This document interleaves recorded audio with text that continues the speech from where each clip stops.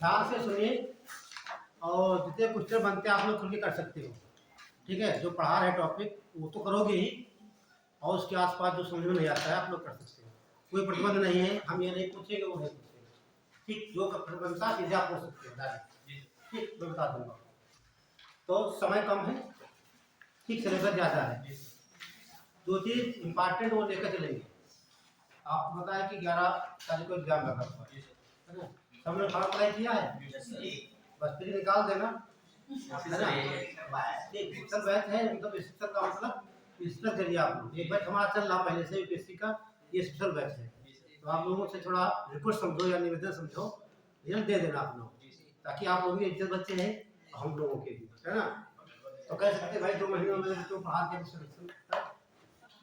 थोड़ा मेहनत करिए, प्रैक्टिस करिए। प्रैक्टिस के लिए आप लोग 18 का ले लीजिए, सबसे अच्छा आता है और हर विषय का आता है वहाँ से भी। ठीक, प्रैक्टिस मस्ट है वो, और ज़्यादा कठिन नहीं होता है यारों का। तो हिंदी में करना 50 प्लस सब शुरू हो जाएगा। हिंदी में 50 के नीचे तो उसमें सब रटने वाला है, बाकी सब बताएंगे। हिंदी में ज़्यादा कठिन नहीं है, लेकिन जीएस में 80 कर दीजिए, 120-30 में हो जाएगा। तो जीएस बहुत, और मैथ इंजीनियर का फोकस करना ना पड़ेगा। जीएस मैथ इंजीनियर का फोकस नहीं करना है, ठीक, पढ़ना ही आपको नहीं है। 2-4-5 सवाल आते छोड़ दीजिए,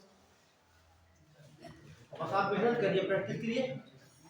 तो मैंने ग्रुप पे डाला था, ठीक है, पृथ्वी और उसके कुछ विशेष जानकारी। तो हम जनरली बता देते हैं कि ब्रह्मांड की उत्पत्ति कैसे हुई, जो सॉल्व हो जाते हैं। ब्रह्मांड, तो ब्रह्मांड क्या था? ब्रह्मांड का मतलब यहाँ पृथ्वी से नहीं, जितना आपको सूर्य और आकाशीय पिंड दिखाई दे रहे हैं आपको, उसमें आपका आकाशगंगा हो या सौरमंडल हो, कुछ लोग सबको क्या कहते हैं? ब्रह्मांड कहते हैं। ठीक, तो माना जाता है लगभग 13, ये बात एनसीईआरटी में लिखी है, 11.7 मिलियन बिलियन वर्ष पहले की बात है।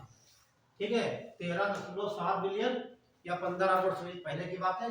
जितना ब्रह्मांड है सब एक केंद्र में समाया हुआ था। ठीक, ये पूरा ब्रह्मांड जो है एक केंद्र में था और एक आग का गोला था। क्या था? आग का गोला। ठीक, और सबसे ज्यादा यहाँ ग्रेविटी थी, गुरुत्वाकर्षण क्या था? बहुत अनंत था। जो अनंत था, जो जितने मैटर थे सब खींच के कहाँ जाएंगे? सब आ जाएंगे, यहाँ नहीं आ जाएंगे। यदि क्षेत्र का सबसे ज्यादा कर दिया जाए गुरुत्वाकर्षण, ठीक, तो क्या है? जितनी वस्तुएं क्या खींच के चमका रखते हैं, चमक यहाँ रख दीजिए, क्या होगा? जितनी मेटल्स होंगी यहाँ पे, धातुएं जो होंगी, क्या करेंगे? वो सब खींच लेंगे अपने पास में। तो ऐसे जितने पदार्थ थे पूरे, ठीक, ब्रह्मांड में, वो सब एक पास आ गए। तो आ जाएंगे तो यहाँ क्या बढ़ेगा? मेरा त्याग का बोला था ये, तो टेम्परेचर क्या होगा? डेंसिटी बढ़ेगी, और ग्रेविटी तो बहुत पहले से है ही, और डेंसिटी भी बहुत हो जाएगी। तो इसमें होगा विस्फोट। क्या होगा? विस्फोट। तो ये विस्फोट होगा तो जो मैटर यहाँ पर पदार्थ था, ये सब कहाँ चला जाएगा? पूरे ब्रह्मांड में ये फैल गया। ठीक, तो फैला तो ये आया मैटर, ये क्या बना? पहले मैटर, और यहां से यहां तक आया। ठीक, टाइम लगा होगा, और ये दूरी तो स्पेस बना। तो ये पूछा भी जाता है, ठीक, जो महाविस्फोटक का सिद्धांत है, यानी कि बिग बैंग थ्योरी, मैंने 3 ये दिया था, आपने पढ़ा होगा, बेल्जियम के रहने वाले थे। तो जब ब्रह्मांड विश्व की उत्पत्ति हुई तो सबसे पहले किसका निर्माण हुआ? इस विस्फोट के 3 मिनट बाद, ये बात एनसीईआरटी में इस पर लिखी हुई है, विस्फोट के कितने मिनट बाद? 3 मिनट के बाद पहला परमाणु बनता है। ठीक है, तो मैटर बना, पदार्थ बना, और समय और स्पेस। तो महाविस्फोटक सिद्धांत जो है ये बताता है कि जब ब्रह्मांड की उत्पत्ति हुई, सबसे पहले क्या बनेगा? पदार्थ, समय और लाइनिंग लीजिए आप लोग, लीजिए बिग बैंग सिद्धांत।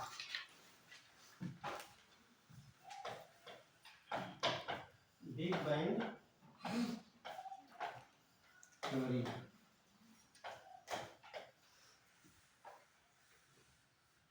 या महाविस्फोटक सिद्धांत, महाविस्फोटक सिद्धांत।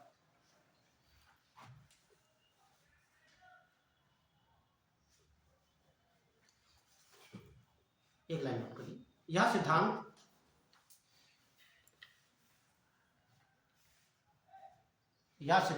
बेल्जियम के वैज्ञानिक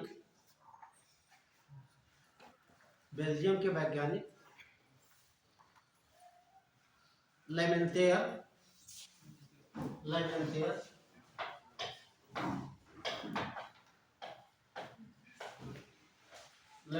ने दिया था। लेमेंतेयर ने दिया था। लिखवा लिखिए। इस सिद्धांत से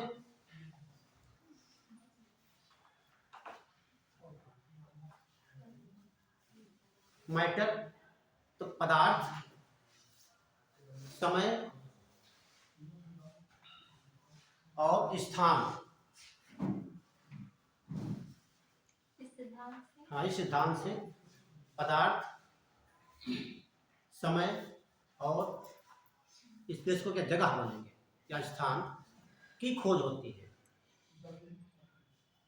ब्रैकेट में लिख लेना 13.7 बिलियन ईयर्स पहले सिद्धांत ना। हाँ billion, million sorry, A B रहेगा। हाँ बिलियन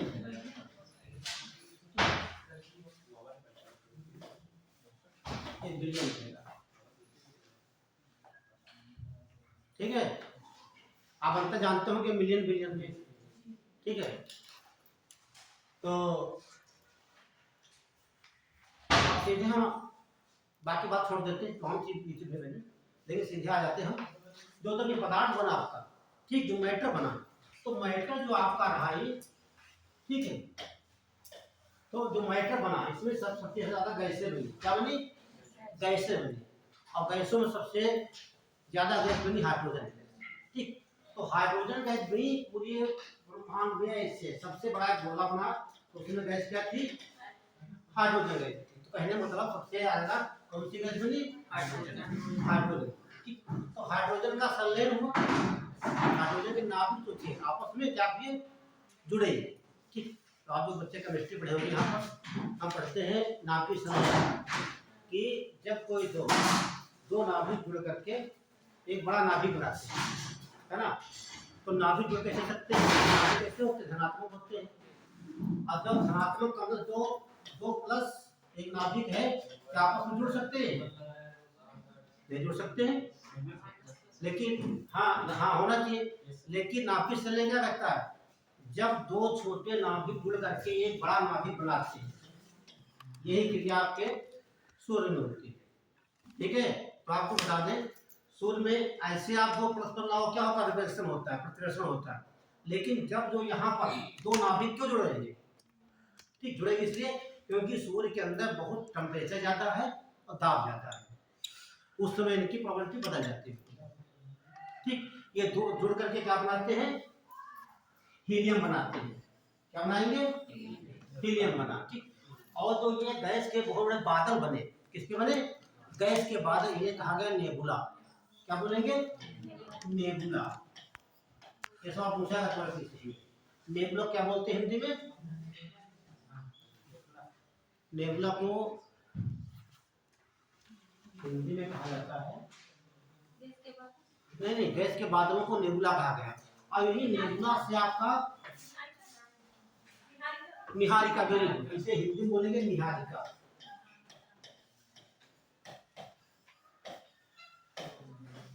और इन्हीं बादलों में नाभिकीय संलयन हुआ। और आप जानते हैं नाभिकीय संलयन जहां होगा, ठीक है, वहां पर प्रकाश उत्पन्न होता है। जहां प्रकाश उत्पन्न होता है वो अपने आप के स्टार, तारे बने। और जो ब्रह्मांड में आपको तारे दिखाई देते हैं उनका स्वयं का प्रकाश है। ठीक, ठीक कह सकते हैं। ठीक है, तो हमारा सूर्य क्या हो गया? ये तारा। तो नेबुला से क्या बना? देखिए नेबुला क्या कहेंगे? ये हाइड्रोजन गैस के बहुत बड़े बादल थे और नेबुला कहा गया। और इसी नेबुला या निहारिका से आपका सोलर सिस्टम, ठीक, क्या बोलेंगे? सौर परिवार या सौर मंडल, क्या बोलते हैं? सौर मंडल। तो सौर मंडल का निर्माण किससे हुआ? सवाल पूछा गया सौर मंडल का जन्मदाता क्या है, तो नेबुला आया। एक लाइन नोट कर लीजिए। तो देखिए सौर मंडल का जनक, सौर मंडल का जनक निहारिका या नेबुला होता है, निहारिका या नेबुला।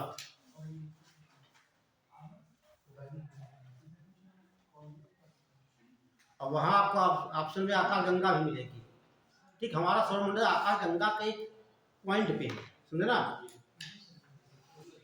तो ये मेन बातें हो गई आपकी कि 2-3 बात समझना है। बिग बैंग सिद्धांत किसने दिया, लेमेंटेन ने दिया। ठीक, खोज किसकी हुई, मैटर टाइम एंड स्पेस की खोज हुई। ठीक, जब विस्फोट हुआ तो पहला परमाणु कब बना, 3 मिनट के बाद बना। ठीक, जब मैटर से क्या बना, गैस के बादल बने, गैस के जो बादल बने उन्हें क्या कहा गया, निहारिका। ठीक, और निहारिका का मतलब है ये गैस के यहाँ पर बहुत बड़े बादल हैं, किसके हैं, हाइड्रोजन गैस के। तो ब्रह्मांड में सबसे ज्यादा कौन सी गैस पाई जाएगी, हाइड्रोजन। पृथ्वी पर नाइट्रोजन, और पृथ्वी के अंदर कृष्ण में ऑक्सीजन रहेगी। ठीक, 46% ऑक्सीजन है कृष्ण में, और वायुमंडल में नाइट्रोजन है। ब्रह्मांड की बात करेंगे तो हाइड्रोजन 74%। ये था ध्यान। ठीक, तो नेबुला से क्या बना, हमारा सोलर सिस्टम। तो हाँ, जो सोलर सिस्टम बना वो सीधा आते पृथ्वी की बात कर लेते है ना। तो डाल लीजिए 8।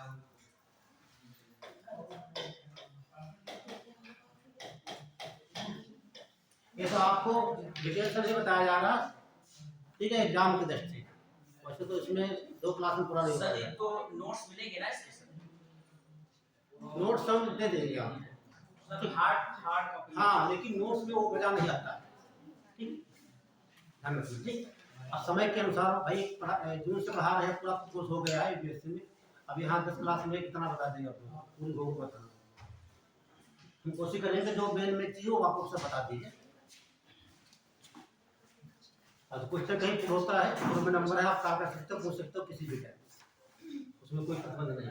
तो अर्थ की बात कर लेते हैं सीधी। तो बात कर लेते हैं जो अर्थ है, जो मैटर बना तो पृथ्वी बनी। ठीक, तो देखिए जो पृथ्वी हमारी बनी है, लिख लीजिए वेगनर का, देखिए वेगनर का महाद्वीपीय प्रवाह सिद्धांत, वेगनर का महाद्वीपीय प्रवाह का सिद्धांत।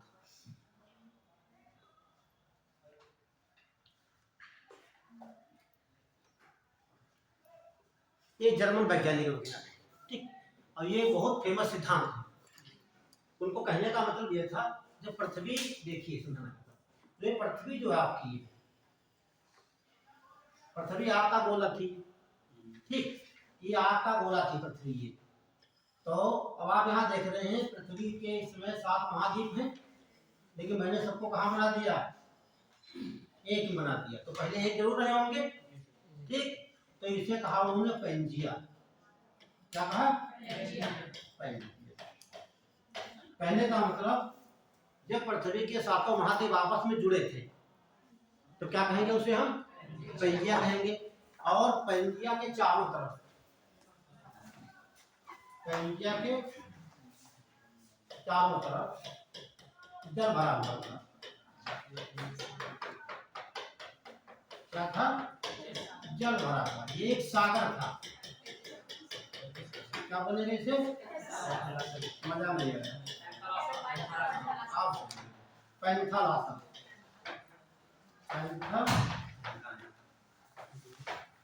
पैंथालासम सागर। ठीक है, तो जो वैज्ञानिक आपके हैं उन्होंने बताया पृथ्वी जो है सारे महाद्वीप आपस में जुड़े हुए थे। जुड़े हुए क्या बोला, पेंजिया कहा, और पेंजिया के चारों को जल भरा हुआ तो उसे पैंथालासम। पेंजिया क्या समझे हम, 7 महाद्वीप आपस में जुड़े थे, उस कंडीशन को हम बोले पेंजिया कहे। और आसपास जल था, क्या गया पैंथालासम। यहाँ तक क्लियर, आगे समझिए। दूसरा डायग्राम देखिए, इधर बना लीजिए, आप लोग बना लिया। हाँ, पेंजिया लिख लीजिए, पैंथालासम लिख लीजिए। ठीक, फिर एक कंडीशन ऐसी आती जो आपकी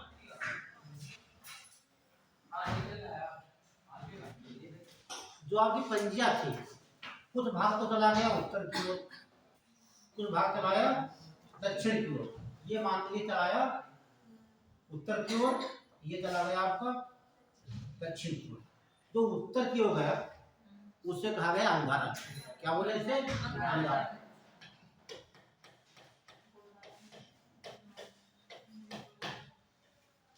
ये अंगारा लैंड कहा गया। और इसे क्या बोले? गोंडवाना लैंड।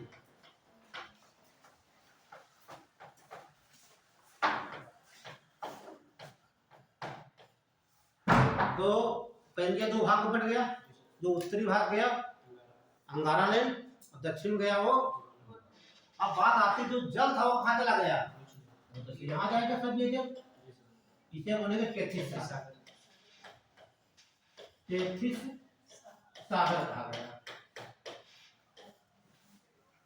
ठीक, इसमें से कई कार्बोनिफेरस में और ठीक कई घटनाएं होती, कब कब पीरियड हैं वो आपको बाद में बता दिया जाएगा, तो भी क्लास दी चलेगी। तो अब इसमें ये कुछ भाग इधर चला गया उत्तर की ओर, पश्चिम की ओर, और ये भी इसमें फिर विभाजन हो गया। ठीक, लगभग 220 ठीक है मिलियन वर्ष पहले, और लगभग ये तुम्हारा विभाजन होता है 120 मिलियन वर्ष पहले। तो देखिए ये यहाँ देखिए तीसरा चीज देख लीजिए आप। यहाँ पर तो बना इधर दो भाग इसके हो गए अंगारा लैंड के। ये तो बना आपका उत्तरी अमेरिका, ये क्या हो गया आपका उत्तरी अमेरिका। ये बनेगा आपका यूरेशिया। यूरेशिया में क्या आ जाएगा आपका? Asia plus Europe.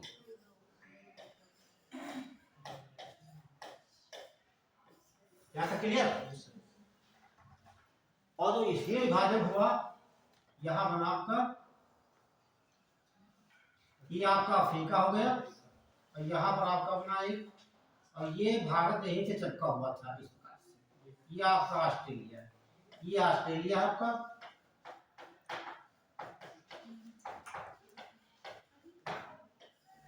और ये आपका दक्षिणी अमेरिका, ये आपका अफ्रीका, और ये आपका भारत।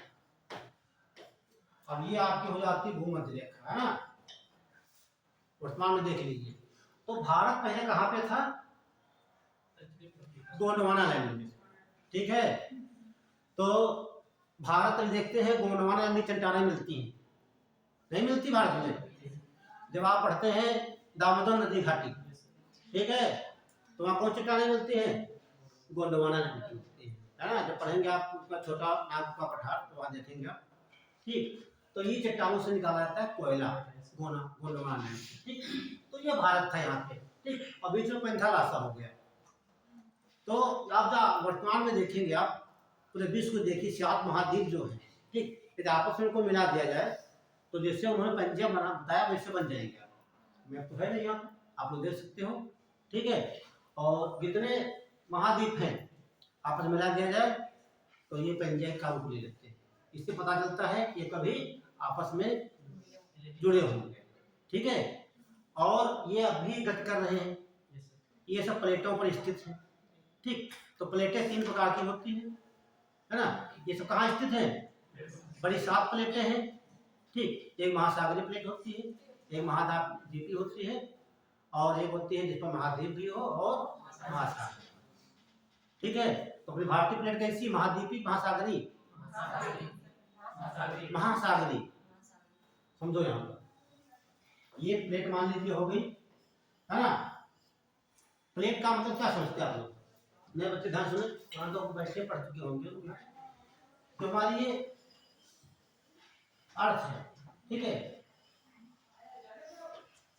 ये क्रस्ट, मेंटल, कोर, है ना। तो ये भाग है क्रस्ट वाला, ये, ठीक। इसे कहा जाता है, यही आपकी प्लेट है, ठीक। प्लेट यही है, और इसे कहा जाता है लिथोस्फीयर कहा जाता है। क्या बोलते हैं? लिथोस्फीयर।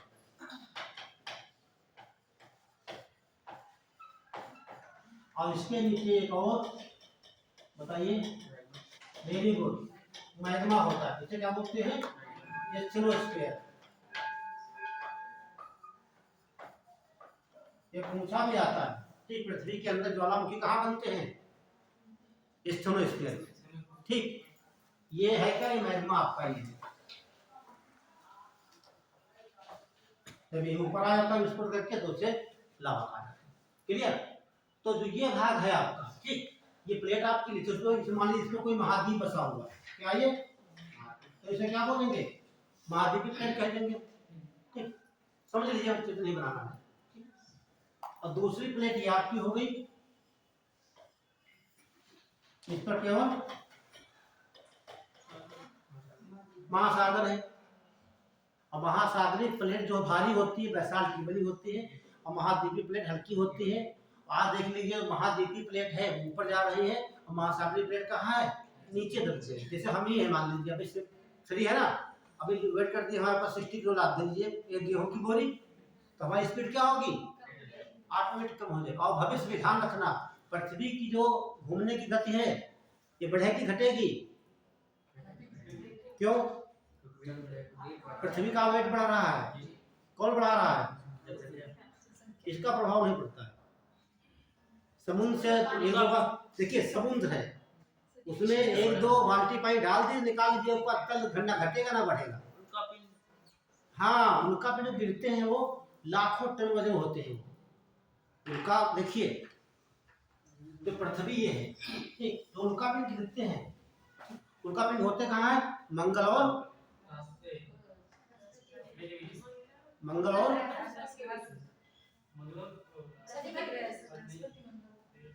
हाँ, मंगल और बृहस्पति के बीच में। मैंने बता दिया आपको, दूसरा बताना था, है ना? मंगल और बृहस्पति के बीच में पूछा था एस्टेरॉयड कहाँ स्थित है। ठीक है, कक्षा 6 की एनसीईआरटी आप देखेंगे, उसमें इसमें बने हुए। ठीक, तो ये अर्थ हो गई। तो ऊपर उल्का पिंड गिरते यहाँ पे, इनका वेट बढ़ रहा है। ठीक है, इसकी गति क्या हो जाएगी? कम हो जाएगी। जब गति कम हो जाएगी, दिन की अवधि क्या होगी? बढ़ जाएगी। ठीक है, अभी कितनी 24 घंटे है ना दिन रात की अवधि, ये लगभग हो जाएगी 30 घंटे हो जाएगा। लेकिन कब होगी? 9 बिलियन वर्ष के बाद होगी। 9 बिलियन वर्ष के बाद हो जाएगी। तो देखने के लिए हो सकता है कुछ लोग बचे रहे, है ना? तो ये हो जाएगा। ठीक है, तो आप समझ लीजिए। ठीक, तो ये होती, ठीक। और ये प्लेट ऐसी होती है, ये प्लेट हो गई, ठीक है, ये आपका हो गया महाद्वीप, ये आपका महासागर है। तो इसे क्या नाम देंगे हम? आधे से ज्यादा क्या है? महासागर है, आधे से कम पर महासागर आपका नाम हुआ है, तो इसे बोलेंगे महासागरीय प्लेट। ठीक, जैसे भारतीय प्लेट कैसी महासागरीय है, वो हिंद महासागर उस पर है। ठीक, तो भारत कहाँ स्थित है? महासागरीय। ये कुछ पूछाता है। तो विज्ञान ने जो बताया, उनका कहने का मतलब था, जैसे 7 महाद्वीप थे, ठीक, एक में थे, अब अलग हो गए, और उनके जीवाश्म भी मिले हैं, अवशेष भी देखे गए हैं। ठीक है, तो आइए अपने मुद्दे पर। ये सवाल यहाँ से पूछा जाता है कि पृथ्वी आपकी होगी, 2 भाग बांट देंगे, ये बता लेना आपको। तो पृथ्वी क्या देखने को मिलेगा आपको? 2 चीज, स्थल भाग, जल भाग। दो चीज तो है, जल और थल कह सकते, बाकी तो कुछ नहीं है। तो ये गिरेगा स्थल भाग,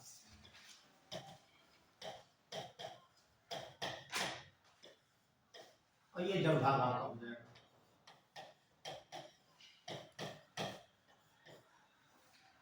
स्थल भाग क्या देखने को मिलता है?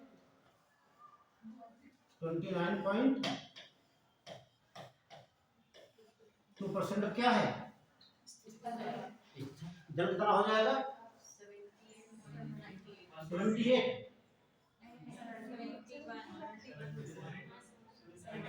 बताइए। 70.98। कोई सही बताइए। 70 पॉइंट 70.8 आप सही है। 70.8 ठीक है, जल भाग है और स्तर भाग है, तो पहले हम स्तर भाग ले लेते हैं। स्तर भाग क्या है? महाद्वीप। ठीक, तो ये हम आपको बताते हैं सीरियल। तो सबसे बड़ा महाद्वीप हो जाएगा, बताइए, एशिया। कितना भाग है पूरे बच्चे बताएं? एशिया पूरे विश्व का कितना भाग है? जहां हम रहते हैं एशिया में 3.6% भाग है। ठीक, दूसरा आ जाता है अफ्रीका। अफ्रीका महाद्वीप कितना है? Very good, 20%। उसके बाद 3 में आता है उत्तरी अमेरिका।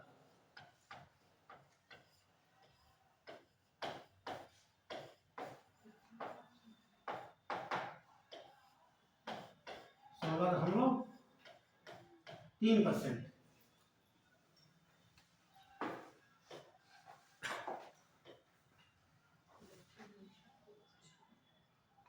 फिर आ जाएगा 4 नंबर पर दक्षिणी अमेरिका।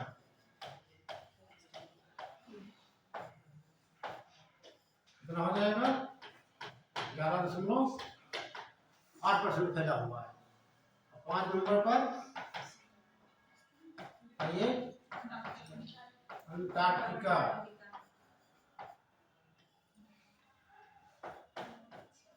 9.6% फैला हुआ है। 6 पर यूरोप। Very good.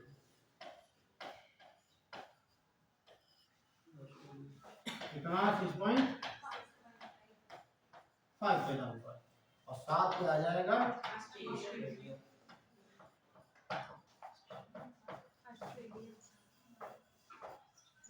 ऑस्ट्रेलिया के 5.2%।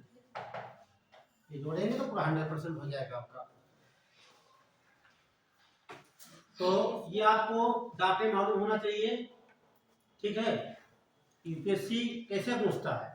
ठीक है, जब आपको डाटा मालूम होंगे, ठीक, तो इसमें 2-3 दे देगा आपको। ठीक है, ऐसे पूछ लेगा दक्षिणी अमेरिका से उत्तरी अमेरिका छोटा है, एक कथन हो गया। भी पूछेगा, ठीक, अंटार्कटिका से बड़ा यूरोप है। अब आपको कथन कारण बताना है, ए से कि बी से, दोनों गलत, दोनों सही। ठीक, जब तक ऐसे आप नहीं जानेंगे तब तक वो क्लियर नहीं होगा। ठीक है, ये तरीके से क्वेश्चन आ सकता है कि ये किस स्थान पर है? कौन सा? जैसे एशिया से अंटार्कटिका किस स्थान पर है? ये नहीं पूछेगा। ये नहीं पूछेगा। उस तरह ऐसे पूछ सकता है।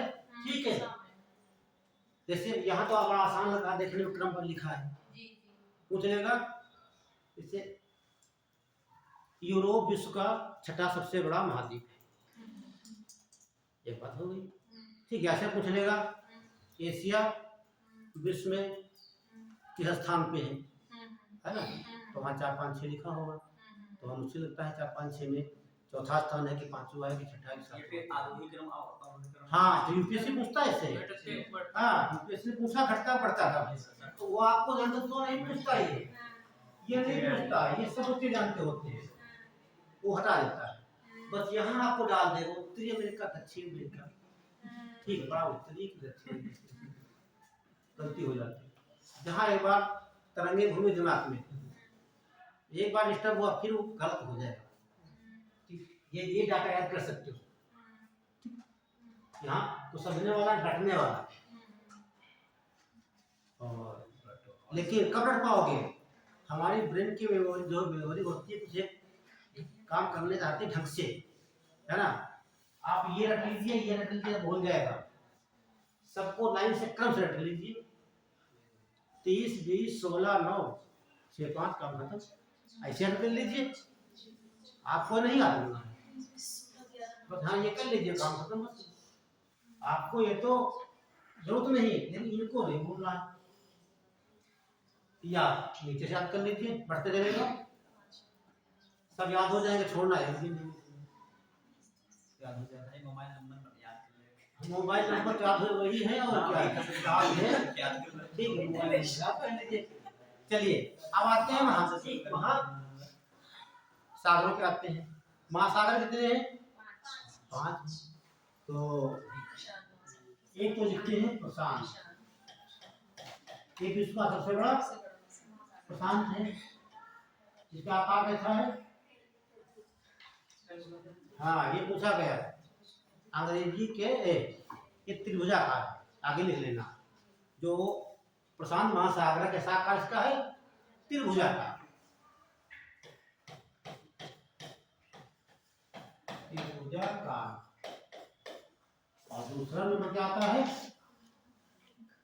अटलांटिक महासागर या आंध्र। अटलांटिक तो हिंदी में कहते हैं, अंग्रेजी में कहते हैं, हिंदी में क्या बोलेंगे?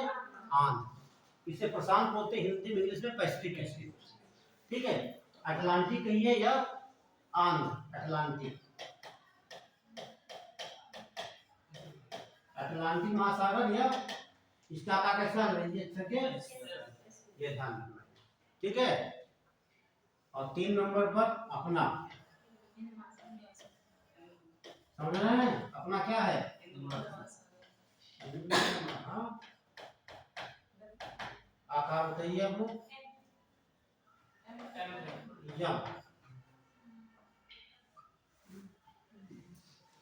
इसको हम दिखा देंगे आपको। ठीक है, 4 पर कौन सा आएगा?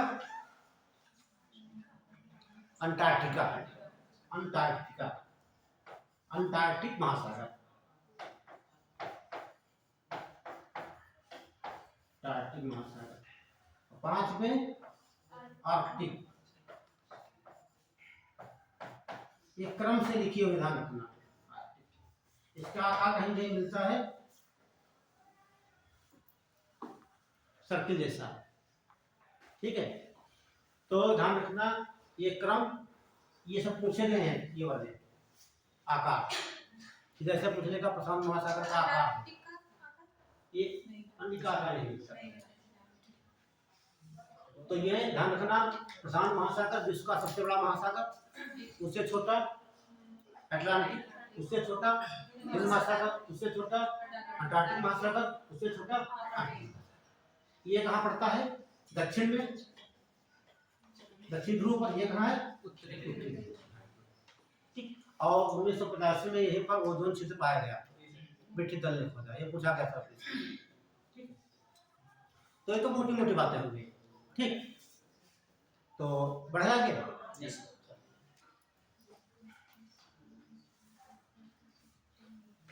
फिर देख लेते हैं पृथ्वी की, ज़्यादा हम मेरे ग्रुप में पृथ्वी की गतियाँ और मोस्ट, यहाँ से आपको एग्जाम में क्वेश्चन मिलेगा आपको।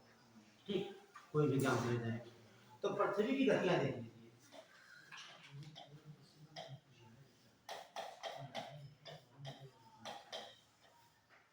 तो गतियाँ किसी प्रकार की हो सकती हैं? एक तो वो गति जो अपनी धुरी पर घूम रही है, हाँ ठीक है। एक तो वो गति जो पृथ्वी अपनी धुरी पर घूम रही है, और एक वो गति जो पृथ्वी सूर्य के चारों ओर चक्कर लगा रही है। तो एक तो देखेंगे घूर्णन गति, घूर्णन, घूर्णन मतलब अभी धुरी घूम रही है। एक तो परिक्रमा, जो परिक्रमा कर रही है इसके चारों तरफ सूर्य के तरफ। 2 चीजें आपको पढ़ना है। तो पहले बच्चे बताएं घूर्णन गति कैसे निकालते हैं, हमें कितनी पृथ्वी की है? 14, 17, 16, देख हम बता दें कैसे निकालेंगे, नए बच्चे ध्यान दें। चलिए चलिए देखिए, चलिए ये आपकी क्या हो गई? अर्थ पृथ्वी हो गई, और ये क्या हो गई? इक्वेटर या भूमध्य रेखा या विषुवत रेखा। ठीक है, आप देखते हैं इसकी लंबाई कहाँ ज्यादा है? भूमध्य रेखा पर। ठीक, इसकी लंबाई है 4076 किलोमीटर। समय कितना होता है? 24 घंटे। या इसको हम 40,000 76 को डिवाइड कर दें 24 से तो आपका आ जाएगा 6.83 किलोमीटर प्रति घंटा आ जाएगा। तो ये पृथ्वी की क्या हो गई, घूर्णन। पृथ्वी इतने वेग से अपनी धुरी पर घूम रही है। ठीक है, तो ये सवाल पूछता नहीं है लेकिन क्या पूछेगा देखिए, बताया। ध्यान सुनना हमारी बात। ये आपकी क्या हो गई, अर्थ। ठीक है, अर्थ के कितने भाग हैं, 3 भाग। इसे क्या बोलते हैं हम, क्रस्ट, मेंटल। ओके, ठीक। अब समझ रहा हमारी बात। इसकी डेंसिटी कितनी है, अलग है। क्रस्ट का भार अलग है, डेंसिटी अलग, मतलब घनत्व अलग, भार अलग।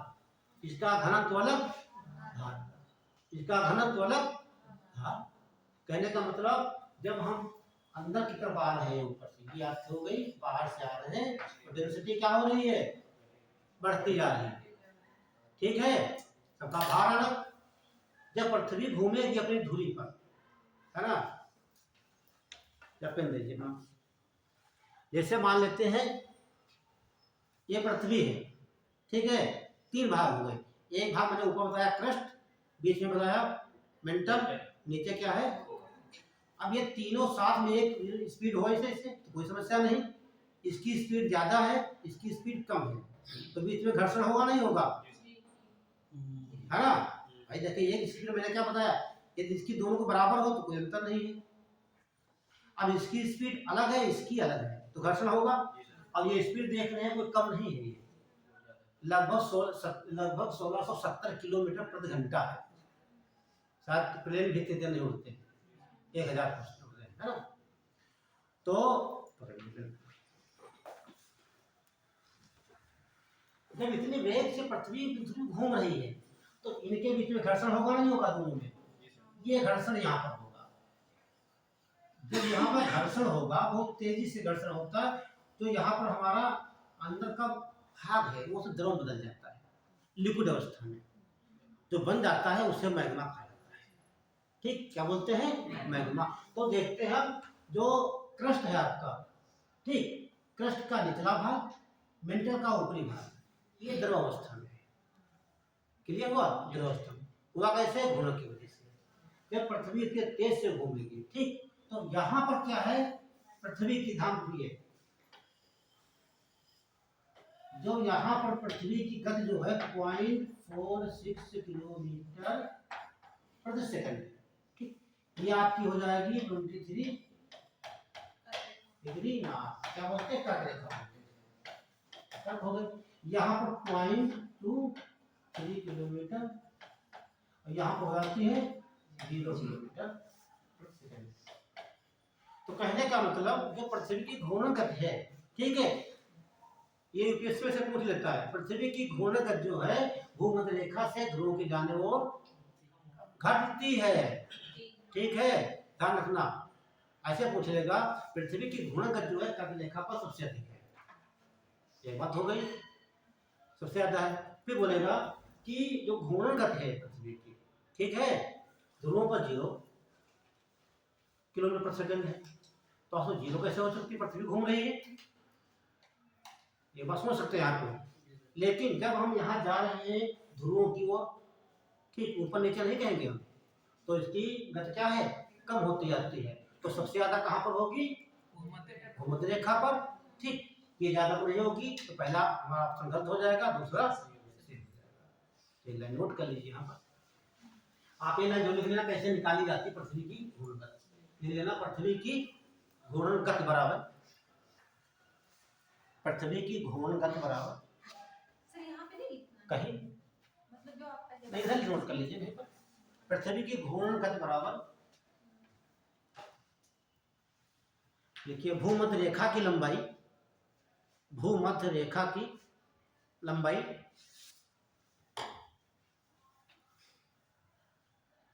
बटे 24 बराबर लिख लेंगे 40,076 बटे 24 बराबर इतना लिख लेंगे।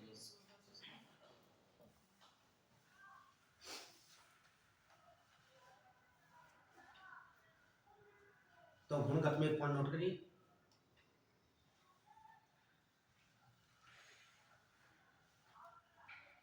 बोले लिखिए पृथ्वी, हाँ घूर्णगत में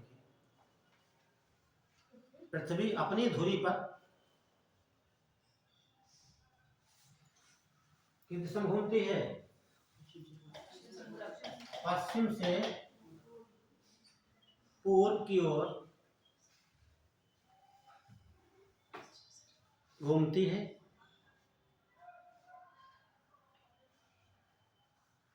नेक्स्ट पॉइंट लिख लीजिए।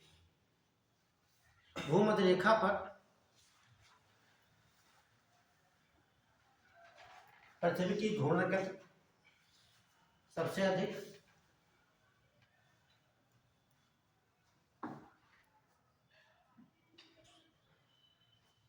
और ध्रुवों पर सबसे कम होती है।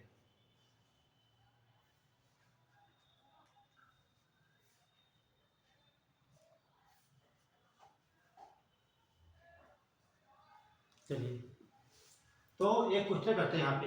एक उठाता सवाल है, तीसरे शब्द आता है, पृथ्वी पर सबसे ज्यादा भार व्यक्ति का कहाँ होता है? वेट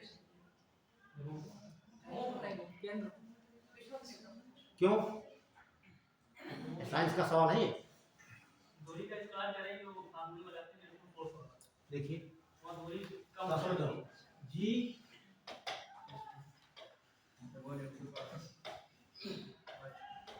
है ना, यस सर। पढ़े होंगे फिजिक्स में। Yes sir. हाँ ठीक। तो होता क्या है यहाँ समझना। हमारी पृथ्वी हो गई, ये इक्वेटर आपकी हो गई, ठीक है। ध्रुवों की अपेक्षा 21 किलोमीटर यहाँ लंबाई इसकी अधिक है। दूरी इसकी क्या है? अधिक है। तो दूरी जब अधिक हो गई है, समझना, जी का मान निकालने के लिए जब इसका मान अधिक होगा तो इसका मान क्या होगा? कम होगा। सब सहमत हो? जी सर। जो बच्चे साइंस के नहीं होगा नहीं बोल रहे है ना। एक चैप्टर फिजिक्स का है, साइंस पढ़ा बताएंगे आपको, आगे लगेगी। साइंस पढ़ाते हैं जरूर, साइंस जो बच्चे, ठीक है। जब इसका मान ज्यादा होगा तो इसका मान क्या होगा? और समझ लीजिए ये जी का मान निकालना हो, यहाँ पर लिखा 100, यहाँ पर लिख दिया 10, कितना आंसर आएगा? 10 आ गया। आप समझो अब ये था 100, हम कर दिए हैं 20, आंसर कितना आएगा? 5 है। 5 क्यों आया भाई? इसका मान ज्यादा हो गया है ना, तो भाग करेंगे 8 में कम हो जाएगा। ऐसे यहाँ पर है, ठीक। इसका मान कितना था उतना है ये, लेकिन इसकी 21 किलोमीटर क्या है? ये ज्यादा है। अब ज्यादा होगी इसका उत्तर क्या आएगा? कम आएगा। तो जी का मान सबसे कम कहाँ पर होगा? कम यहाँ पर होगा। अधिक कहाँ पर होगा? ठीक है। कहने का मतलब जब हम भूमध्य रेखा से ध्रुवों की ओर जाएंगे जी का मान बढ़ता जाएगा। आप पढ़े हैं पृथ्वी तल से ऊपर जाओ या नीचे जाओ जी के मान में कमी आती है ना। लेकिन यहाँ कहाँ जा रहे हैं? भूमध्य रेखा की बात कर रहे हैं यहाँ पे, ठीक है। तो जब यहाँ पर कम होगा तो भाग क्या होगा? यहाँ पर कम होगा, ठीक है। तो वस्तु का भार यहाँ कम होगा, यहाँ उसमें ज्यादा होगा, ठीक। सीधे पूछता है गुरुत्वीय त्वरण का जी का मान सबसे ज्यादा कहाँ पर होता है? ध्रुवों पर, ठीक। और सबसे कम कहाँ होता है? आप ऐसे निकाल सकते हो, रटने वाला कुछ नहीं। यहाँ पे रटोगे यहाँ भूल जाओगे, ऊपर ज्यादा कि नीचे ज्यादा। अभी तो आसान लगता है, एग्जाम में आया कि जी का मान सबसे ज्यादा कहाँ पर होता है, गुरुत्वीय त्वरण का मान ज्यादा कहाँ होता है, ठीक। तो वहाँ पर कहोगे ऊपर नीचे नहीं, सीधे जानिए इसकी अपेक्षा इसकी लंबाई 21 किलोमीटर अधिक है। जब यहाँ मान रखेंगे, ज्यादा रखेंगे तो इसका मान ऑटोमेटिक कम आ जाएगा, ठीक। ऊपर जाएंगे तब बढ़ेगा, ऊपर मतलब ध्रुवों की तरफ जाएंगे। ऐसे लिख सकते हो, वहीं पर समझ लीजिए, नोट कर पहले। तो गुरुत्वीय त्वरण यानी कि जी, गुरुत्वीय त्वरण, गुरुत्वीय त्वरण ब्रैकेट में स्मॉल जी लिख लेना। का सबसे कम मान भूमध्य रेखा पर होता है। कारण आपको बता दी।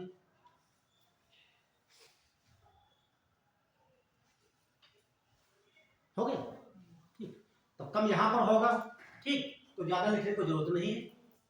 देखिए टेक्निकली होता है कि एक चीज पढ़ लीजिए दूसरा छोड़ दीजिए। जब ज्यादा यहाँ पर होगा तो बता दें मैंने कम यहाँ पर होगा, ठीक, बाकी छोड़ दिए सब कुछ। हमको ये मालूम हो गई जो 0 डिग्री होती है यहाँ पर सबसे कम है, मतलब पृथ्वी पर सबसे कम, इससे ज्यादा कहीं नहीं हो सकता, जहाँ होगा उससे ज्यादा ही होगा। तो हाँ, पृथ्वी के होने वजह से होगा क्या, दिन रात होने की परिवर्तन होता है। हाँ, ये लिखना नहीं, समझ लीजिए, ठीक। जब पृथ्वी में ध्रुव घूमती है तो क्या होता है, दिन और रात होता है। यहाँ पर ऋतु परिवर्तन नहीं होता। ऋतु परिवर्तन कब होगा, पृथ्वी उसके, ये तो बात हो गई। अब देख लीजिए परिक्रमण, देख लीजिए आप,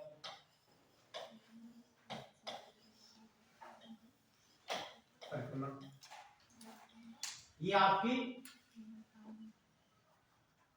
ये आपका सन हो गया, ठीक, ये आपकी अर्थ हो गई, ये आपकी अर्थ हो गई,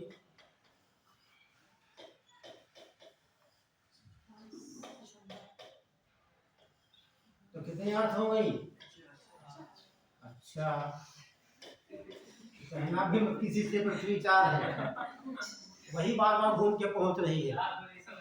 हाँ, ठीक है।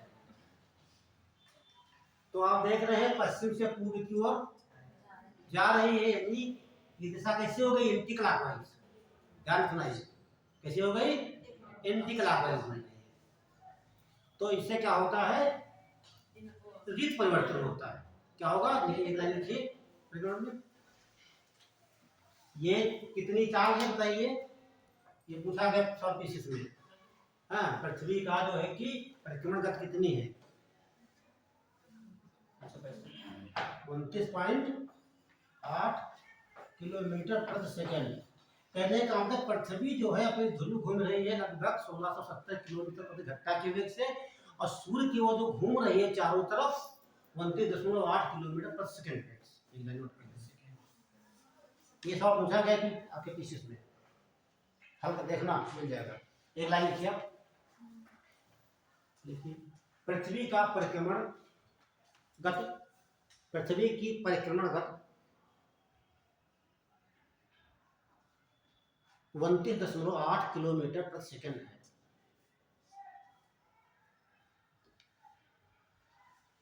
ध्यान रखिए।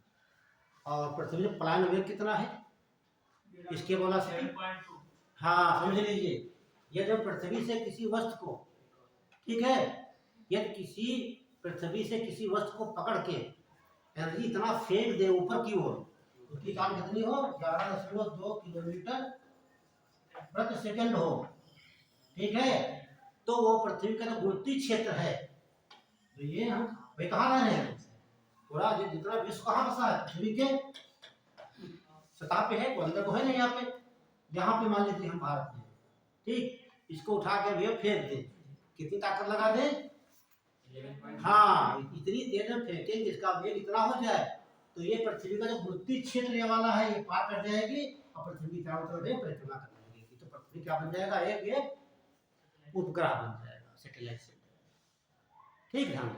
तो ये उससे कई गुना तेज पृथ्वी हमारी सूर्य की चारों तरफ घूम रही है।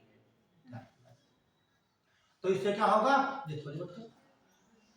तो लिख लीजिए पृथ्वी के परिक्रमण गति से ऋतु परिवर्तन होता है।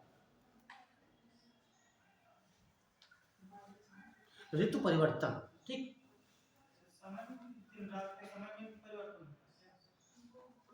नहीं वो तो होगा घूर्णन गति से होगा। हाँ देखिए बता देते हैं आपको, हम जानते हैं पृथ्वी जो है, ये तो बात रीजन किया गई यहाँ पे, है ना, पृथ्वी 365 सही 1/4 दिन में एक चक्कर लगा पाती है सूर्य के चारों तरफ, लगा लेती है, यानी ऐसे कह सकते हैं या ऐसे लिख सकते हैं 365 दिन और 6 घंटा। अरे वही आ रहे हैं धीरे धीरे, ठीक है, 6 घंटा, ठीक है। तो 6 घंटा, देखिए 365 दिन तो हो गए, 6 घंटा हर बार बढ़ रहे हैं, ठीक। 1 साल, 2 साल, 3, 4 साल, तो 6 घंटे 6 घंटे 6 घंटे 6 घंटे कितना हो गया? 24 घंटे, मतलब बराबर क्या, 1 दिन हो गया, है ना। 4 साल जब हो जाएंगे तब 1 दिन बन जाएगा, ठीक है।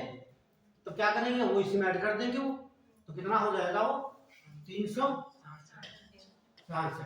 अब बात आती है वो 1 दिन जोड़ा कहाँ जाए, किस महीने में जोड़ा जाएगा, क्यों? अब लोग कम तो हम लोग बनाए हैं ना। हाँ देखो, लीप वर्ष तो बाद में होगा, पहले जोड़ेंगे तो उसको हम पहले बता देते हैं आपको। जब आप पढ़ते होंगे, बहुत डीपली पढ़ोगे, रीजनिंग तो समझ आएगा वहाँ पर। जो ग्रेगोरियन कैलेंडर है, ठीक, कितने मंथ देखते आप हैं? 12। कभी इसमें 10 मंथ हुआ करते थे, ठीक। मार्च से लगा करके जोड़ा जाता था। कहाँ से जोड़ते थे? मार्च से लगाकर दिसंबर तक, ठीक है। उसके बाद 2 जोड़े गए, जनवरी जोड़ा गया, फिर जोड़ा गया फरवरी। तो जो 12 महीने सबसे बाद में कौन जोड़ा गया? फरवरी जोड़ा गया। तो विचार किया गया कहाँ जोड़ा जाए, जोड़ा वहां जाए सबसे बाद में महीना जोड़ा गया, तो इसीलिए फरवरी में इसमें 1 दिन ऐड कर दिया जाता है। तो फरवरी कितनी हो जाती है? 29 दिन की, तो होता है 40। तो सामान्य वर्ष जो होता है 365 दिन का, तो लीप ईयर होता है तो 366, क्योंकि फरवरी में प्लस 20 दिन ऐड, ठीक है, सही है, ठीक। हम रीजनिंग के टीचर नहीं है, लेकिन थोड़ा समझना पड़ता है ना। अब बच्चा को पूछे से उसमें ही क्यों जोड़ा जाता है, क्वेश्चन है ये भाई। आप रीजनिंग पढ़ा रहे हो तो मुझे फरवरी के जरूर जोड़ देते हैं, कुछ महीने 30 के जो वहां जोड़ दीजिए भाई। जनवरी 31 की है, मार्च 31 का, अपने लिखना नहीं पड़ेगा आपका 30 का, उसमें क्यों नहीं जोड़ा गया, जोड़ दीजिए। 31 हो, कोई दिन तो नहीं रहेंगे यार, 32 तो नहीं हो जाएंगे ना। जब 30 है तो 31 क्या समस्या है, 31 भी हमारे 30 महीने के हैं, वो 28 हो, 29 ग्रेगोरियन कैलेंडर। और पढ़ना कैलेंडर के बारे में, ग्रेगोरियन वो तो कैलेंडर चैप्टर कहीं पढ़ेंगे आप रीजनिंग के लिए, तब सब मिल जाएगा आपको, कहीं पढ़ेंगे।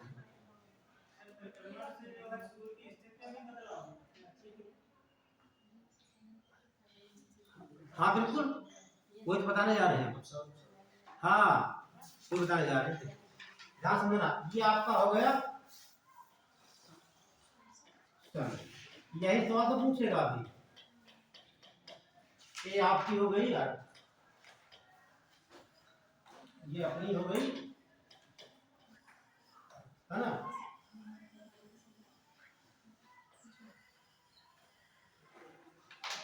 ऐसे बना लेना, पहले हम बना ले तब बनाना। तो ये समझ रहे हैं, ये क्या है, बड़ा हो गया,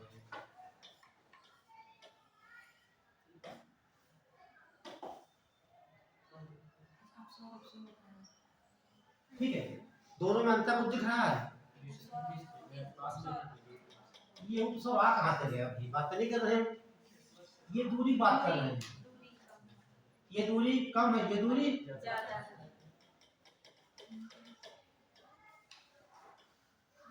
ठीक है। ये दूरी ज्यादा, मतलब कहने का मतलब साल में 2 कंडीशन ऐसी आती है, एक दिन जो पृथ्वी के सबसे नजदीक सूर्य होता है, एक दिन ऐसा होता है सबसे दूर होता है, ठीक है। और वो डेट आने वाली है 2-3 दिन बाद, 3 जनवरी, एक 3 जनवरी, दूसरा 4 जुलाई। देखिए बहुत अंतर रहता है। पहले क्या कहेंगे, उपसौर कहेंगे कि अपसौर कहेंगे। देख समझ लीजिए, ये लिखा है 3, ठीक, ऐसे क्या लिखते हैं, वो बना दिया, वो बनाइए, 3 बनाइए, कोई अंतर है? उपसौर। अप मीन्स क्या होता है, बड़ा, ऊपर, तो और बड़ा क्या भाई, ठीक है, छोटा भाई है, बड़ा भाई, तो क्या हो जाएगा अप। और इंग्लिश में क्या कहते हैं, पेरीहेलियम, एपहेलियम, है ना। कभी ऐसे पूछ लेता है, ये नहीं पूछता है, जैसे बैक्टीरिया को कहता है बैक्टीरिया है, ठीक, वो जीवाणु नहीं कहता है। तो बैक्टीरिया को मालूम है, वायरस को क्या लिख कर देता है, हिंदी में भी वायरस, इंग्लिश में भी वायरस, वो विषाणु नहीं लिखता है। तो बैक्टीरिया को, ठीक, बैक्टीरिया है ना इंग्लिश वाला, तो इसे पेरीहेलियम कहते हैं।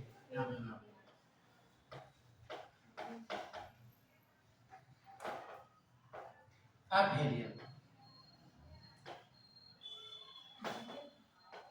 जहां आवश्यकता है वहां इंग्लिश में बता देते हैं, ठीक। अच्छा पूछ लेगा पेरीहेलियम घटना कब घटती है, दोनों लिखा होगा।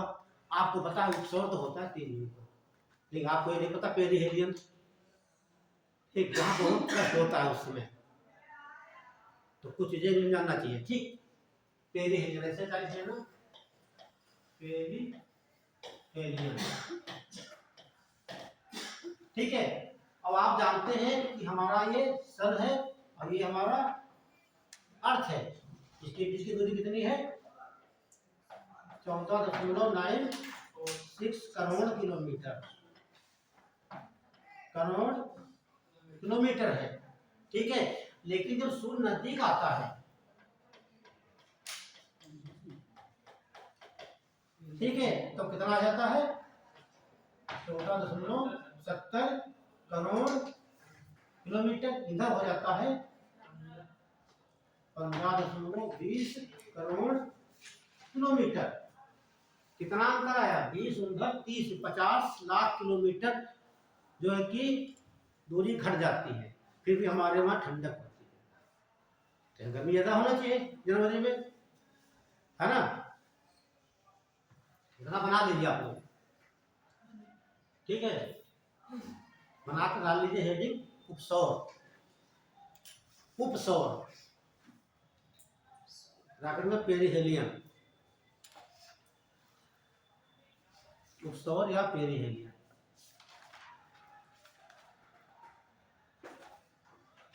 बोले, लिखिए 3 जनवरी को प्रत्येक वर्ष, 3 जनवरी को प्रत्येक वर्ष पृथ्वी और सूर्य के बीच की, पृथ्वी और सूर्य के बीच की दूरी न्यूनतम होती है।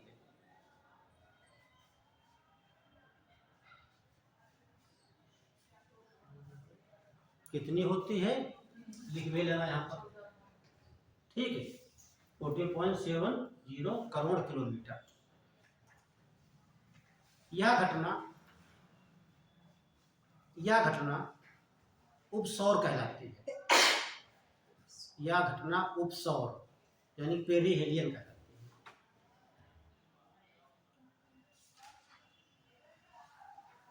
अगला कोई देखिए। अच्छा ये बताइए, जब दूरी घटेगी तो प्रकाश प्रदूषण ज्यादा है कि कम आएगा? अच्छा, हम यहाँ से बोल रहे हैं, हम उतने तेज आकर यहाँ से बोल रहे तो आवाज ज्यादा नहीं आएगी। दूरियां क्या है, घट रही है, यहाँ दूरी घट रही है, ठीक, तो प्रकाश की ज्यादा है, कितना आएगा, 7%, 7%, ठीक है। तो जब पेरीहेलियम घटना घटेगी उपसौर के दिन, सामान्य प्रकाश से 7% ज्यादा प्रकाश अधिक आता है पृथ्वी पर, 7%, ठीक है। अगला पॉइंट लिख लीजिए, अपसौर। हाँ बताइए, अभी बता देंगे आपको, देखिए समय, चलो समझा देंगे, नोट कर लीजिए। अभी आप कहोगे हाँ बिल्कुल सही सकता है, डायग्राम में सिद्ध कर देंगे तुम्हारे सामने। लेकिन आपको ये नहीं पता है आज 28 दिसंबर है, सूर्य है कहाँ पर? हाँ, बस ये मालूम होना चाहिए। और हम कहाँ पे हैं? ठीक है, ये बताते हैं। हम कर्क रेखा बैठे हैं और सूर्य आज इस समय 22 दिसंबर को था मकर रेखा पर, वहां से चल चुका धीरे धीरे।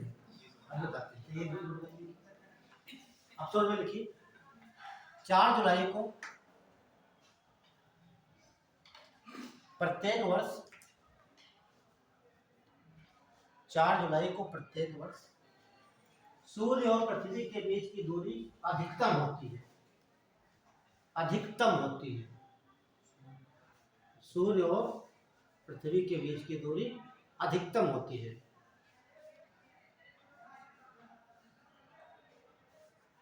यह घटना अपसौर यानी कि आप हेलियर कहलाती है।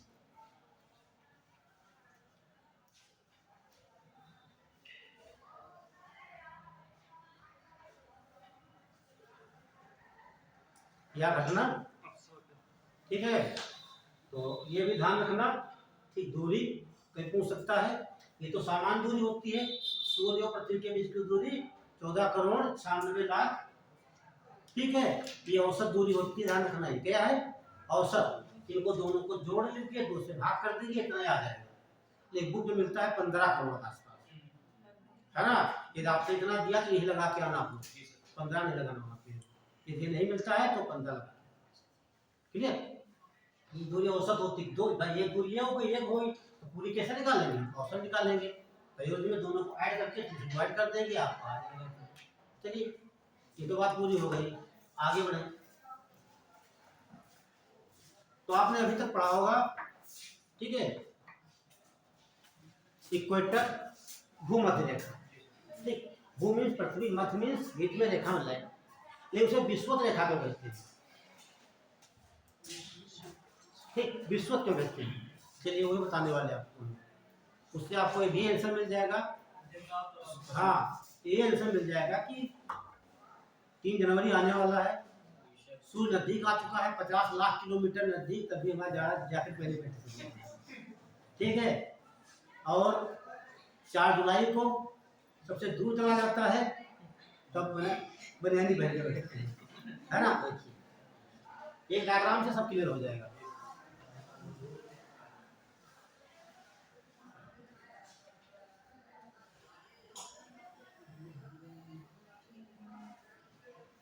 ये हो गई अपनी पृथ्वी, ठीक है। और ये रेखा जो है 0 डिग्री, क्या बोलेंगे इसे?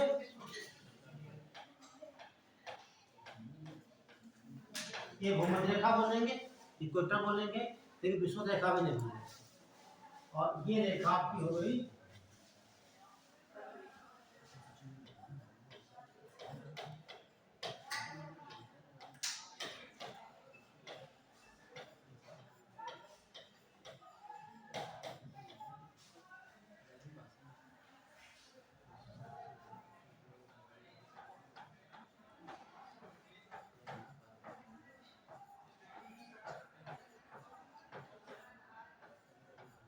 ठीक है। 3 लाइनें खींचना आपको है, ठीक है। डायग्राम बना लीजिए इतना, फिर हम स्टार्ट करते हैं। बन गया? हाँ, साथ बनाइए तीनों, समय थोड़ा तो देखिए। हाँ, 15 में नहीं, क्लास है 3:15 से शुरू। देखिए, ये जब 21 मार्च आएगा तो सूर्य हमारा कहाँ होगा? ठीक, 21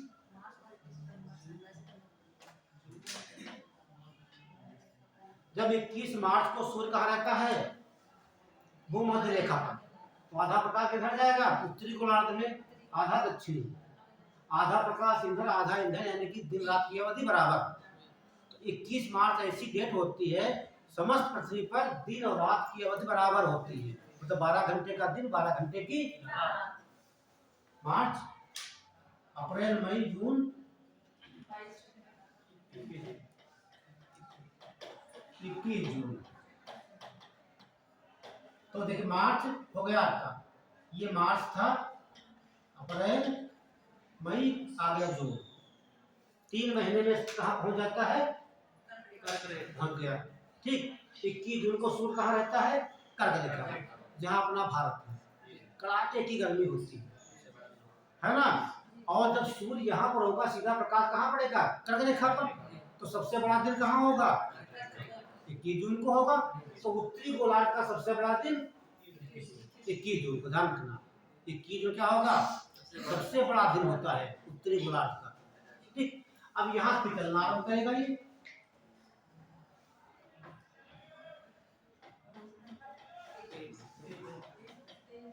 जून, जुलाई, अगस्त और सितंबर। कब? 23 सितंबर। फिर देखिए, जो कंडीशन थी 21 मार्च को या 23 सितंबर को, तो फिर वही कंडीशन दिन रात बराबर। तो 2 तिथियां जो होती हैं, ठीक है, महीने की 21 मार्च 23 सितंबर को ऐसी तिथियां हैं, दोनों तिथियों को सूर्य चमकता है भूमध्य रेखा पर। ठीक, और आधा प्रकाश उत्तरी गोलार्ध, आधा दक्षिणी गोलार्ध में। इन दोनों तिथियों को कहा जाता है इक्विनॉक्स, या बोलेंगे विश्व।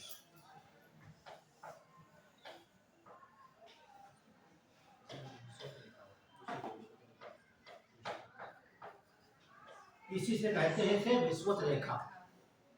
ठीक है, तो 21 मार्च 23 सितंबर को दुनिया में, या दुनिया को चाहे पृथ्वी को विश्व को, दिन रात सब कहीं बराबर होता है, क्योंकि सूर्य कहाँ रहता है? भूमध्य रेखा पर रहता है। ये बात क्लियर।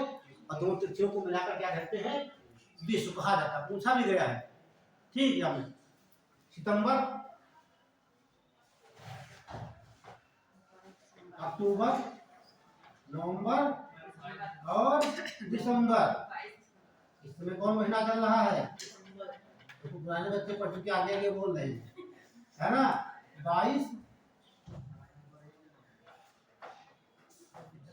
22 दिसंबर हो गया।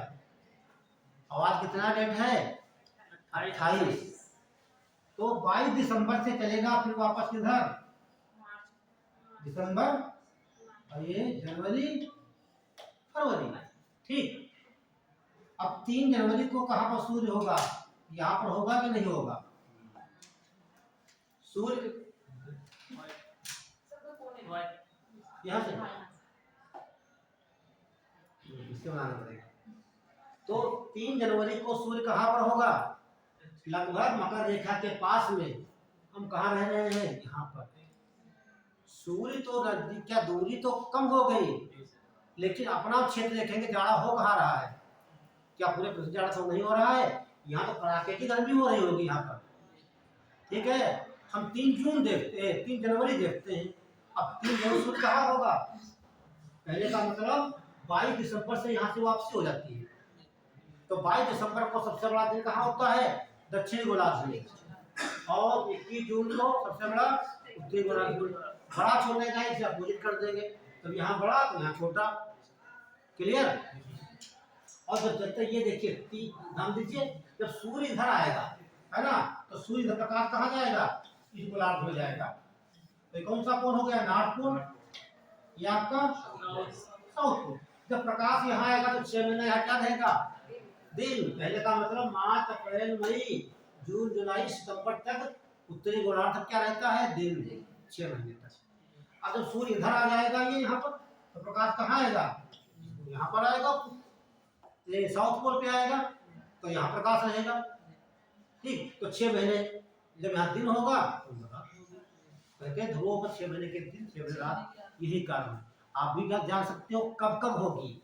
मार्च से लगाकर मार्च, अप्रैल, मई, जून, जुलाई, अगस्त, सितंबर तक 6 महीने ऊपर हो गए, 6 नीचे हो गए, 12 महीने हमारे हिसाब से होते हैं।